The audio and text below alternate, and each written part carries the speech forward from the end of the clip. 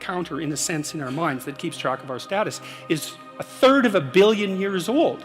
And what that also means is that the idea of the hierarchy, let's call it a dominance hierarchy, because within lobsters it's kind of like a physical prowess hierarchy, something like that.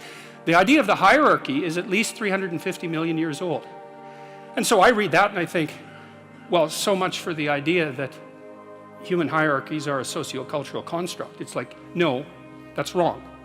It's not just a little bit wrong, it's unbelievably wrong. It's mind-bogglingly wrong, right? And it's, right, and so hierarchies have been around for 1/3 of a billion years, and we have a neurochemical system that modulates our understanding of those hierarchies. And then also, and this is the interesting thing too, and this is why people's reputations are so important to them, there's lots of reasons, but this is one of them, is that where this counter that you share with lobsters rates you in terms of your hierarchical position determines the ratio of negative emotion to positive emotion that you feel.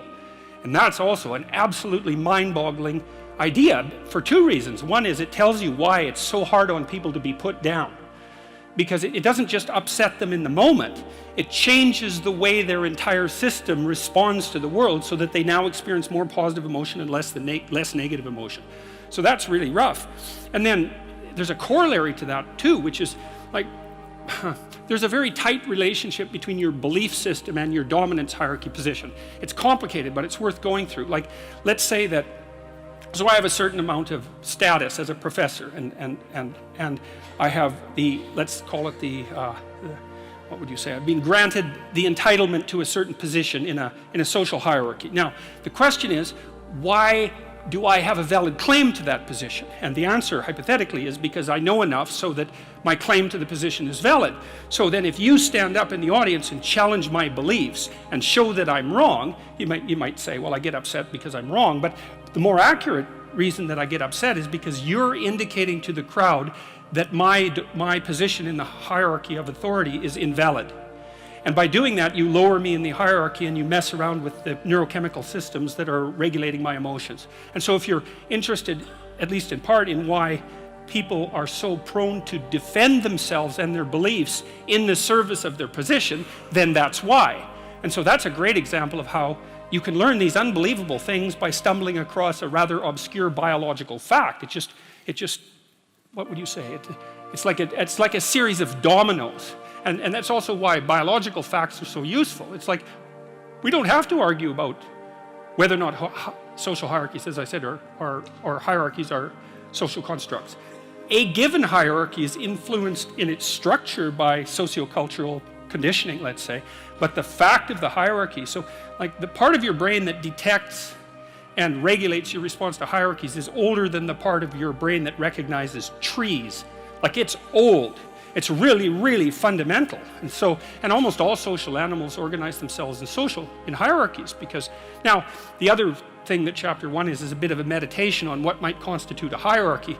One of my business colleagues, a former student of mine from Harvard, very, very smart guy. He's got a graduate degree in engineering from MIT and a PhD in psychology from Harvard. So there's like one of him in the whole world. And he's a very smart guy. And he helped me design the self-authoring suite, by the way, and he's been working for about 20 years on that. That's a suite of programs that helps people write about their lives and straighten them out. He told me to stop using the word dominance hierarchy. And he said the reason for that was that it was infested with Marxist presuppositions. And it really bothered me when he first said that, because I've been using the word for years, dominance hierarchy. He said, we had a discussion about that. He said, well, it's predicated on the idea that you climb up the hierarchy, human hierarchy, as a consequence of the expression of power. It's like, that's wrong. You climb up valid hierarchies as a consequence of the expression of competence. And that's actually technically right. He was exactly the right person to tell me that, because he had done his PhD on what predicts success in Western hierarchies. And the answer is quite clear. General cognitive ability, some prefrontal ability as well, which was what he specifically tested. So intelligence, roughly speaking, although it's a little bit more elaborate than intelligence, but that's close enough. And trait conscientiousness accounts for about 50% of the variance in long-term success. And you think, well, hey, how do you want your society to be structured? It seems pretty good to me that smart, hard-working people are the ones most likely to succeed. That's not a bad empirical test of the validity of a structure. you know, especially given how much vagary there is in life. Lots of random things happen to people, but it's better to be born 3 standard deviations above the mean in intelligence in the West than it is to be born 3 standard deviations above the mean in wealth in relationship to where you'll end up when you're 40. So he said to use the word competence hierarchy, or we decided that, and I think that's much better. So chapter 1 is a bit of a meditation on the nature of hierarchies and the biochemistry of hierarchy, but it's also an injunction about how to present yourself, because you want to present yourself to the world in a manner that